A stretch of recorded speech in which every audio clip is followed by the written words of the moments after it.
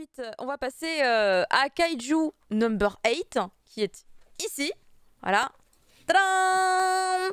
Et je suis très contente de vous en parler puisque je fais partie de ces gens qui le lisaient depuis le chapitre 1 sur l'application Manga Plus avant qu'elle ne passe en français. Donc je le lisais en anglais. C'est un titre de Naoya Matsumoto qu'on connaît en France aussi pour un titre édité également chez Kazé qui s'appelle Pochikulo. Et force est de constater qu'il y a eu un glow-up de malade. Voilà, il y a eu un glow-up de... C'était sympa. Pochikulo, vrai. C'était plutôt sympa. C'était sympa. Et c'était drôle. Mais ouais, c'était vraiment très drôle. Mais alors là... Alors le gars, entre Pochikulo et ça, je crois qu'il a rien fait d'autre. Il s'est écoulé quelques années pourtant. Et bah, je crois qu'il a passé sa vie à cravacher. Je serai le meilleur mangaka. Et ça a bien marché, ça a bien marché. Kaiju number 8, qui est donc le nom officiel qu'on donne en France à ce titre. Il me semble, c'est une série qui a... Ça te fait marrer, ça. V2 qui dit « Je connais ce manga, c'est la PLV à ta gauche. » Oui, il est là. Il est là. J'ai le Kaiju à mes côtés. Voilà, c'est les seuls moments où je vais pouvoir pleinement... Ah, j'aurais dû mettre le t-shirt de Kaiju, tiens. Il est toujours là. Les gros pecs. Celui-là. Ah, purée. Oh, qu'est-ce qu'il est fort. Qu'est-ce qu'il est fort. Oh là là, Fumble, bravo, bravo, magnifique. Kaiju, je vous disais, donc, qui est une série qui a commencé sur alors Jump Plus et Manga Plus, du coup en même temps, donc la version numérique du Jump en juillet 2020. Et aujourd'hui, voilà, donc en octobre 2021, sortie du premier tome. Il faut savoir qu'au Japon, c'est un gros carton. On est à 4 tomes de sortie, je crois, et déjà plus de 4 millions d'exemplaires vendus. Donc c'est quand même assez significatif si on continue sur cette lancée. C'est carrément un truc de malade. Et en plus, si à un moment donné, il y a un animé qui est annoncé, alors là, on va dépasser des trucs de malade. Et effectivement, vous vous êtes peut-être rendu compte qu'il y a énormément de gens qui encensaient cette œuvre. Ont-ils raison?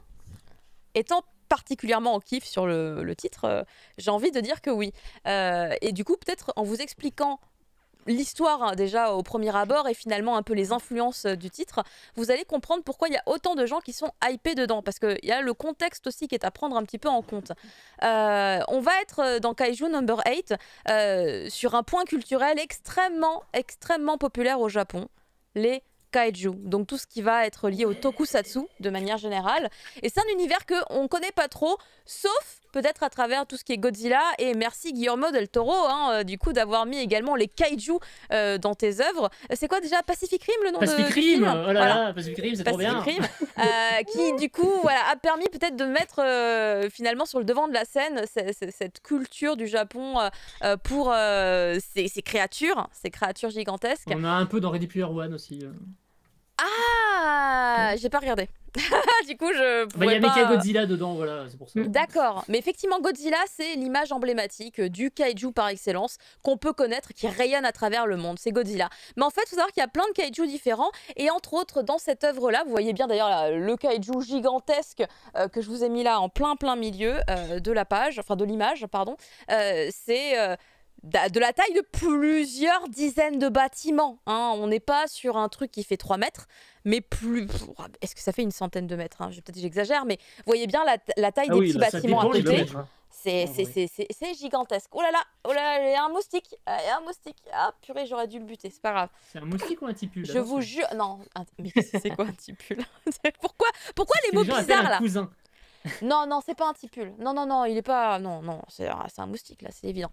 Et donc, les kaiju, voilà, c'est des créatures gigantesques. Et en général, dans la culture japonaise, ils sont butés par des héros. On a les Kamen Rider, les Ultraman et d'autres tokusatsu avec les Sentai. Donc, vous avez les petits persos qui ressemblent donc à ce qu'on a connu avec les Power Rangers, qui se sont appropriés un peu les Bioman de l'époque. Donc ça, Super c'est... Sentai, oui. Comment? Super Sentai, ouais. Oui, voilà. On en parlait la dernière fois avec Issa. Mais oui, tout à fait, puisque voilà. Du coup, il y avait Kamen Rider qui allait arriver en manga. Mais même Go Ranger qui allait arriver et Go Ranger également, tout à fait. Et tout ça, c'est effectivement les mêmes univers. Et donc, là, on arrive sur un titre du Shonen Jump, qui jusqu'à maintenant était quand même très porté sur des aventures qui mettent en scène des jeunes héros qui ont une quête, la force de l'amitié. Enfin, vraiment des choses communes, même si les histoires sont très différentes.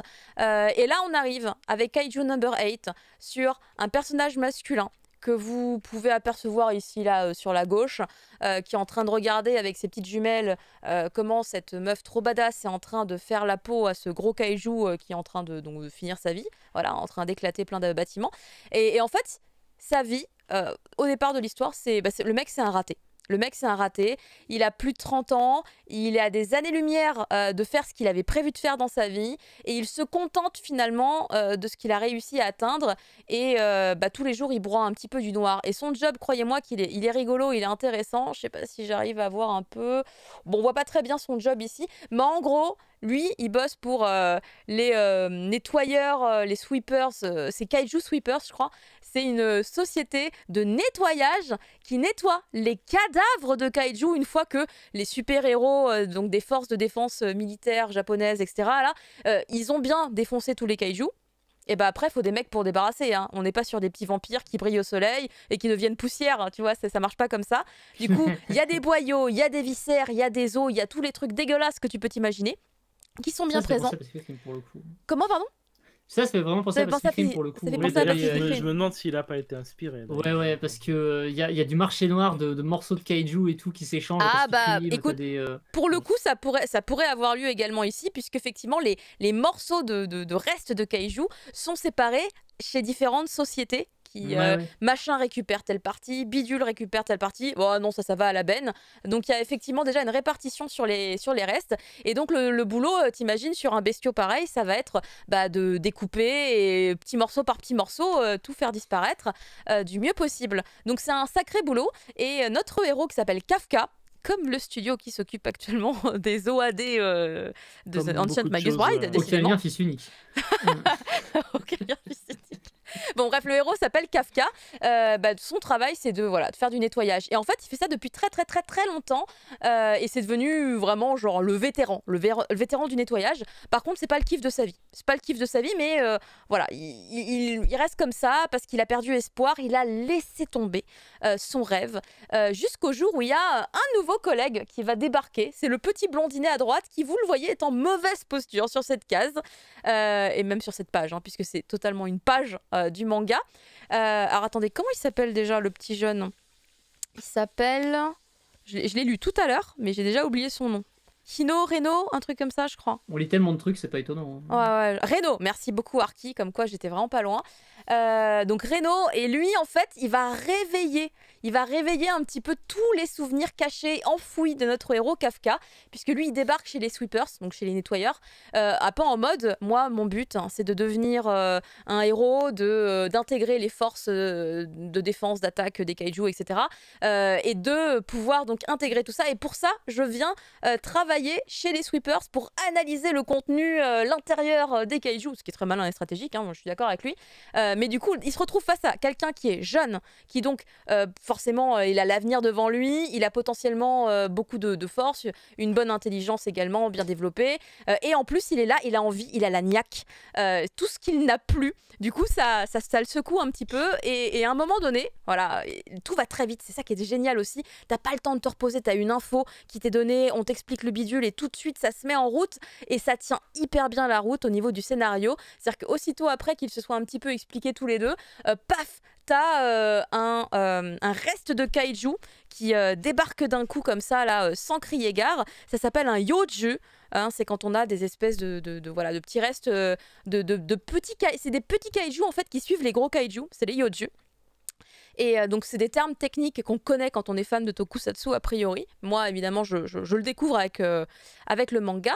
Et donc là notre petit Reno il est en mauvaise posture. Notre héros Kafka, lui, il va le sauver sans penser au fait qu'il pourrait évidemment se faire bouffer et arrêter sa petite vie comme ça à 32 ans. Donc il a quand même l'âme d'un héros, mine de rien, et ça va le... Ouais, on voit ici la page d'ailleurs où il est sauvé par du coup Kafka. Et ce qui va se passer, c'est qu'ils vont être en très mauvaise posture, ils vont se retrouver à l'hôpital tous les deux, et Kafka, une fois qu'il est à l'hôpital, une scène emblématique, il y a on sait pas quoi. Là, c'est le gros mystère. Il y a un petit quelque chose, comme une espèce de ver de terre de kaiju, je l'appelle comme ça, qui va arriver dans la chambre d'hôpital, qui va dire « Ah, te voilà !» Alors déjà, le truc, il parle. Il va dire « Ah, te voilà !» Et il va entrer dans la bouche de Kafka. Et Kafka devient ce qu'on voit à droite. la partie à droite, là, vous voyez. En fait, il devient mi-homme, mi-kaiju, puisque évidemment, là, il ne fait pas la taille d'un kaiju, il fait pas un bâtiment de 53 étages. Là, il fait la taille d'un humain, mais il a une force faramineuse. Il est littéralement comme un kaiju à ce niveau-là. D'ailleurs, ce qui est très rigolo, parce que du coup, il y a énormément de gags également, c'est très très bien rythmé. Il contrôle pas son corps. Il va se passer plein de trucs, genre à un moment donné, il est en train de courir parce qu'il est en train de s'enfuir. Et il dit, j'ai grave envie de pisser. Je vous laisse deviner par où il pisse. Non, je vous laisse pas deviner, mais lisez-le, parce que c'est très drôle de voir par où il pisse après. Ça a changé le One for All, hein, franchement. One for All, il a vraiment beaucoup changé. Et il y a des très belles pages, comme la toute petite que j'ai mis en bas à gauche, où on le voit sauter avec la lune dans le fond. C'est vraiment très beau aussi, en fait. Vraiment, le mec, il a grave level up dans l'intégralité de son contenu, que ce soit au niveau des décors, que ce soit au niveau des expressions du dynamisme. Enfin, de base, c'était bien ce qu'il faisait. De base, c'était vraiment très ok. Mais alors là, on est sur vraiment du 20 sur 20 partout, je trouve. Et une fois qu'en fait, il a donc récupéré ce nouveau corps qu'il maîtrise pas trop, et ben en fait, c'est là que tout va changer dans sa perception de la vie. Il se dit que peut-être, maintenant qu'il est comme ça, il peut peut-être retenter sa chance, et aller rejoindre ces fameuses forces armées qui combattent les kaiju. Puisque maintenant, il a récupéré une nouvelle jeunesse, en quelque sorte, car avec cette force, il pourrait sauver les gens, justement. Il pourrait leur venir en aide, car c'est ce qui se passe. C'est ce qui se passe au moment où il se transforme. Et il y a un kaiju qui apparaît dans la ville. Oh, quel hasard étrange. Ça se trouve, on découvrira plus tard que c'est pas un hasard. Mais du coup, il va sauver une maman et sa petite fille. Et c'est là que voilà, le déclic va se faire et que on va partir dans des grosses aventures où il va tenter du coup d'intégrer cet institut où on forme du coup les futurs recrues pour aller combattre les kaiju. Et il y a toujours des scènes, à chaque fois, on s'y attend pas, qui sont vraiment mais à éclater de rire, quoi. À un moment donné, quand il va intégrer le truc, il rencontre un nouveau personnage qui va être très important dans l'histoire, qui est la jeune fille qu'on voit en bas à gauche qui porte une voiture. Bonjour, elle a 16 ans. Elle porte une voiture à bout de bras. Voilà. Vraiment dans des situations, tu t'y attends pas, tu vois. Même toi, tu fais. J'ai raté ma vie, hein, c'est bon. Hein, et ça va être, voilà, on voit ici début de l'épreuve finale, machin et tout. Donc ça va être vraiment hyper intéressant. Et je répète encore une fois, mais ça va super vite. On ne s'ennuie jamais. Dès qu'on se dit, ah là, on souffle. Parce qu'il y a quand même pas mal de textes, il y a pas mal d'infos qui sont données tout le temps. Mais malgré ça, c'est vraiment, à aucun moment, j'ai les yeux qui... Et c'est la deuxième ou troisième fois que je le lis déjà. Parce que du coup, je l'avais relu en anglais sur Manga Plus. Et là, du coup, je l'ai relu en français aujourd'hui, la version traduite, par Sylvain Cholet, un des meilleurs traducteurs de manga que nous ayons en France, vraiment. Et du coup, j'ai passé un excellent moment. C'était trop bien. J'ai revécu tout ça et je ne me suis pas fait chier du tout, à aucun moment. Donc c'est là que je me suis dit, ouais, non, vraiment, très bon titre, avec un très bon rythme, un très bon scénario, des personnages charismatiques, vraiment, des situations drôles, comiques, partout, tout le temps. Et en même temps, des kaiju graphiquement, visuellement hyper stylés, des mystères qui popent dans tous les sens. On t'explique une règle du jeu, de l'univers, que tout de suite après, il se passe un truc et tu fais « Oh, pourquoi? Nani? Comment ?» Et c'est, voilà, les réponses qui arrivent peut-être doucement un peu plus tard. Et on a bien sûr aussi, genre, je sais pas si... Alors, non, après, c'est autre chose. Attendez, je vous la montre. Ouais, Jacqueline aux cheveux. Alors, elle s'appelle pas Jacqueline, évidemment. Elle s'appelle Ashina. Je crois que son nom de famille, c'est Ashina... Ah oui, ce perso. Non, Hachiro. Non, Mina Hachiro. J'ai mélangé les deux et j'en ai créé un nouveau nom. Mina Hachiro, qui donc est l'ami d'enfance. Alors ça, on le voit dès le début, hein, dès les premières pages. On voit dans son flashback. C'est l'ami d'enfance de Kafka. Et genre, ils étaient ensemble, ils se sont fait la petite promesse en mode Yubikili.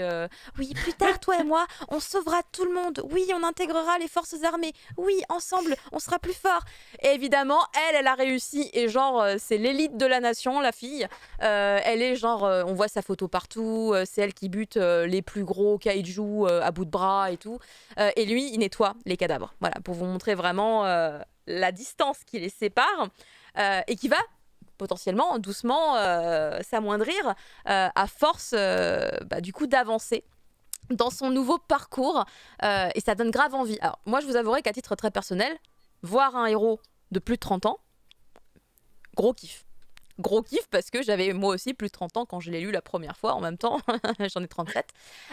Et en fait je trouve que c'est intéressant quand je vous parlais du contexte car on est sur un titre fantastique qui réussit en plus pas être du isekai et en même temps à porter une culture bien particulière du Japon qui sont les kaiju, à l'internationaliser d'une manière aussi réussie et en même temps le fait d'avoir un héros plus âgé, ça rejoint aussi un petit peu le lectorat du Jump qui lui aussi, mine de rien, continue à lire du Jump depuis longtemps et donc forcément a un petit peu vieilli. Je trouve que c'est vraiment très très malin d'avoir pu faire les choses comme ça. Il me semble, je crois que le Tanto qui s'occupe de Matsumoto, je sais pas, Shailin qui... non, c'est peut-être pas lui. Hein. Si, c'est lui, non? C'est pas le même que Chainsaw Man et... J'ai un doute. Ah. Je sais plus, je crois. Vraiment, 40 000 guillemets. Kaiju Number 8, on est d'accord que c'est sur le Jump Plus. Oui, c'est ce que j'ai dit au tout début. Jump Plus ça, donc, et Manga Plus. Déconnant, en vrai. Peut-être que oui, c'était lui qui bossait sur Fire Punch avant aussi. Ça serait pas déconnant. Mais j'en suis pas sûre. On est sur ces titres qui sont... en vrai, j'ai l'impression le Jump Plus, c'est vraiment le mag. C'est les petites perles. Le Jump différent. Ça propose des trucs que tu n'as pas l'habitude de voir. Et c'est vrai que Kaiju Number 8, franchement... Bon, déjà, tu me dis c'est de la SF. Je suis très intrigué parce que dans le Jump, la SF, c'est rare. Ensuite, c'est du Kaiju. Alors, c'est encore plus rare. Moi je suis assez saucé. Ensuite le mec a 32 ans quand même. On est dans le shonen. Hein. Et voilà, shonen avec un héros trentenaire. Voilà. Ça, c'est un le gros héros plus. c'est All Might, mais c'est pas lui le héros. Cette fois c'est lui. Donc c'est quand même assez épatant. Vraiment très gros plus également sur les expressions faciales du héros quand il est en kaiju. C'est assez drôle. J'ai explosé de rire à chaque fois que Reno, le gamin, il lui fait souris pour voir et genre il sourit, c'est horrible. À un moment donné, il essaye de sourire à la petite fille qui sauve. Il se met à hurler de pleurs, tu vois, tellement elle est effrayée. Enfin, c'est con, mais c'est très réussi. C'est hyper réussi graphiquement à ce niveau-là parce que mais moi je rigole aux gags, tu vois, enfin c'est vraiment très réussi. Pour mettre des gags visuels et ouais. te prennent par surprise en fait. Moi le truc qui m'avait fait plus marrer, enfin je trouve que récemment dans les chapitres récents sur Manga Plus, l'action prend le pas un peu sur l'humour, donc j'espère que ça va revenir, mais le premier truc qui m'avait vraiment fait marrer c'était quand il explose son premier kaiju d'un coup de poing, ça envoie du sang partout. Ah oui, il y a la pluie. La pluie de sang, là. Ouais, il y a un mec qui est chez lui et il y a une vague de sang qui s'explose sur son truc, il est là. C'est vrai. C'est trop rire. C'est vrai qu'il y a ça. Mais sinon, ce qui est très drôle aussi, c'est la manière dont il pisse quand il est en kaiju, par exemple, tu vois. Ouais, mais ça, c'est tellement... Ça, c'est trop bien. Il dit, je pourrais plus jamais me marier. C'est bien c'est pas du henshin, mais on est bien sur un mec qui mute et qui peut repasser en humain à volonté en fait. Quand il arrive à comprendre comment ça marche, parce que regardez, là ici, quand il y a marqué le début de l'épreuve finale, il est en humain, hein, voilà, et c'est après qu'il ait été transformé. Donc oui, le truc c'est ça la blague, hein, c'est faut qu'il arrive à être en humain devant les humains. Voilà, et pas laisser passer. Au début, quand il est à l'hôpital, ou je sais plus où, quand il n'arrive pas à tenir son visage. Ah non, c'est quand il est sorti de l'hôpital. Mais V2 qui dit il a aussi pris le fruit de l'évolution, il a deux formes. Il a deux formes. Non mais c'est vrai, il y a des passages qui sont très rigolos où en fait il est en train de manger son petit repas, tu vois, genre tout seul à midi, à la pause midi et au taf et tout.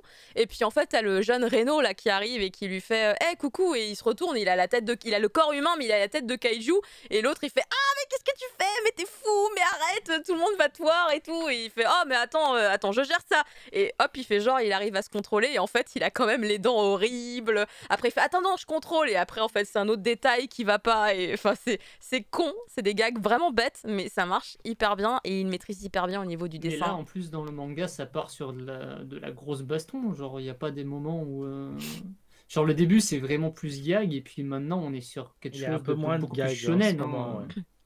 Le début en tout cas est très rigolo, hein, si jamais... Moi j'ai vu passer un antagoniste, s'il déconnait beaucoup moins. Rien que dans le tome 1, il y en a un qui apparaît, hein, sans spoil les détails, mais il y en a un qui apparaît, tu fais aïe aïe aïe, celui-là c'est pas de la blague, hein. Celui-là tu rigoleras pas quand tu te retrouveras vraiment en face de lui. Il me rappelait un peu, pour les gens qui ont lu, la créature qui apparaît, on va dire, vers la fin du tome 1, il me fait penser à des monstres qu'on aurait pu croiser dans Bleach.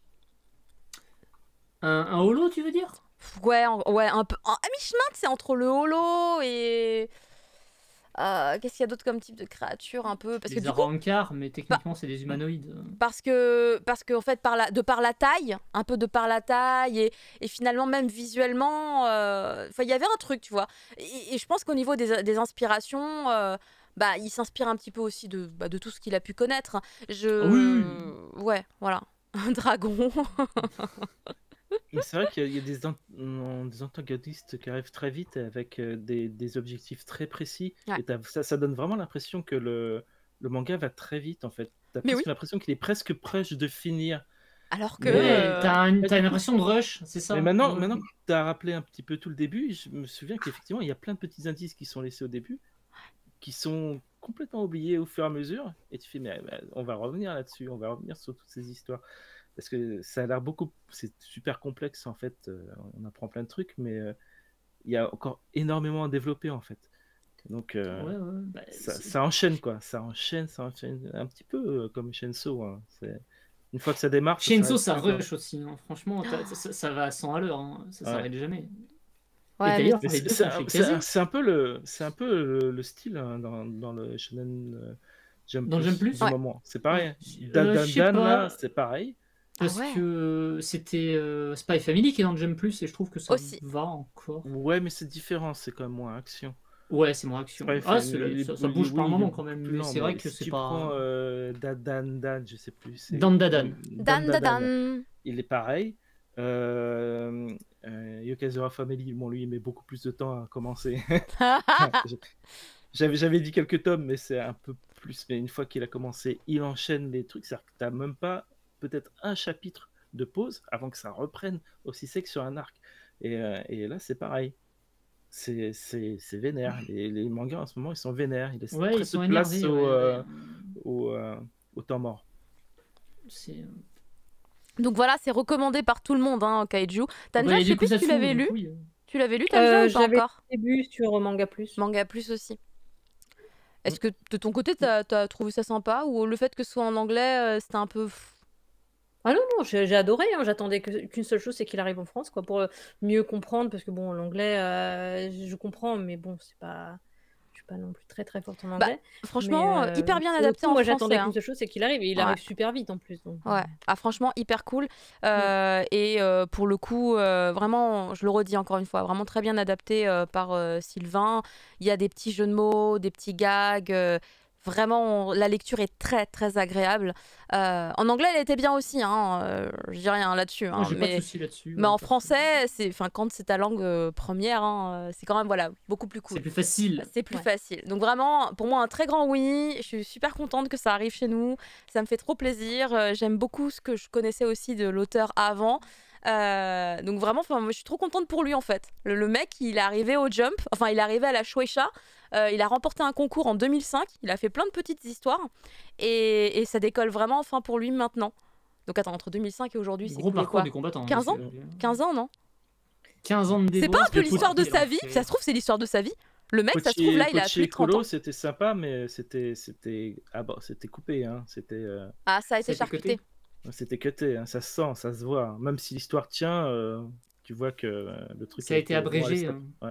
Il doit être trop content. J'ai dépassé les 4 tomes. J'ai dépassé... Attends, autant dans un an, ils vont dire « finalement, ça vend pas assez. Allez, on arrête. » Et nous, on va être là... Non. Il y a l'anime qui va tout faire exploser. Parce que le dernier mec qui a essayé de faire un truc de Tokusatsu dans le Jump, là, ça n'a pas duré long feu. Hein. Non, mais là, quand même, il y a tous les ingrédients qui sont réunis. C'était quoi? C'était Zipman? Je crois que c'était un truc dans le genre. Ah putain, oui, mais ça, c'était nul. C'était un assistant de Horikoshi.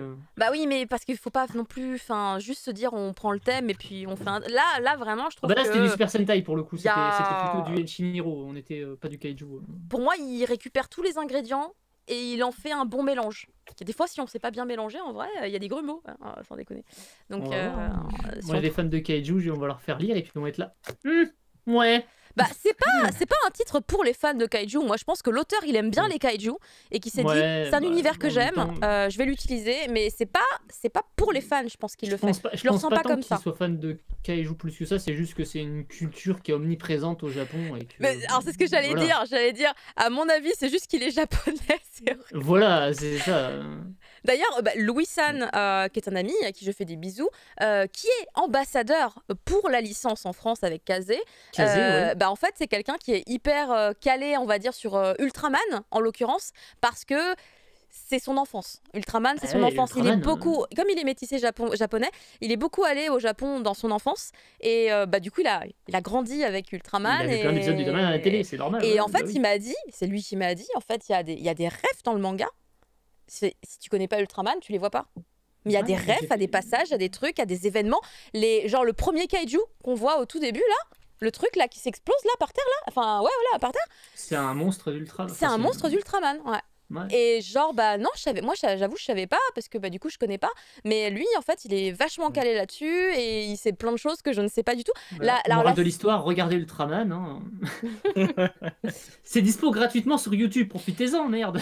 Alors après, le truc, c'est qu'Ultraman, c'est une grande licence, je me rends pas compte. C'est quoi qui connaît? Est-ce qu'il y a eu un animé? Est-ce que c'est un drama? Est-ce que c'est un truc live? Ou tu vois, je sais pas. C'est comme Super Sentai, tu sais. Ultraman, ça commence en 66, oui. C'est pas fini, quoi. Alors, il faut une série par an en fait, donc peu importe, du moment que t'es japonais. C'était pour préciser ces petits points-là, parce que du coup, moi, il m'a éclairé sur des détails que je. Il y a Aimé qui dit que c'est une autrice. Ah, c'est une autrice? D'accord, je savais pas. Mais je savais pas. J'ai toujours cru que c'était un mec.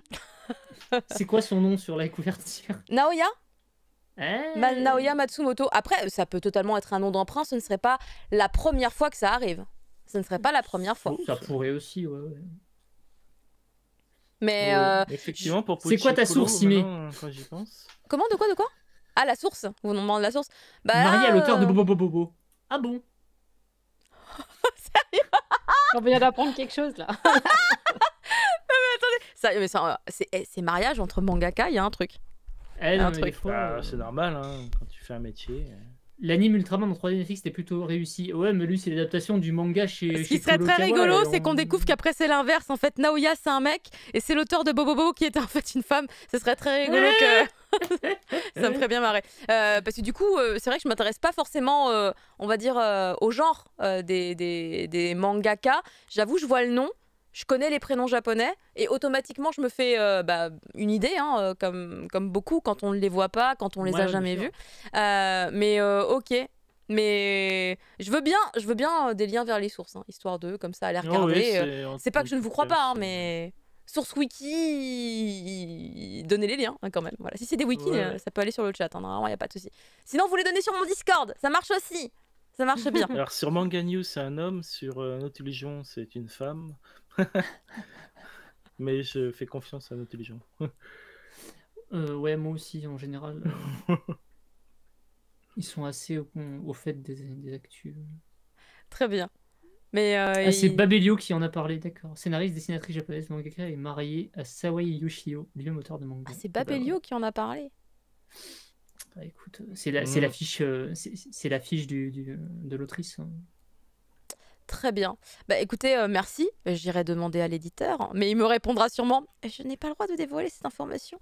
Souvent, c'est le cas. Souvent, en vrai, il y a beaucoup d'auteurs et d'autrices de manga, qui ne veulent pas exposer et qui veulent vraiment rester dans le pur, le réel anonymat. Ça arrive assez souvent. On va pouvoir passer à la dernière review, qui est beaucoup plus douce en comparaison. Enfin, j'espère que je me trompe pas, Tanja. Il s'agit de Esprit d'ailleurs, un one-shot. Oui, c'est un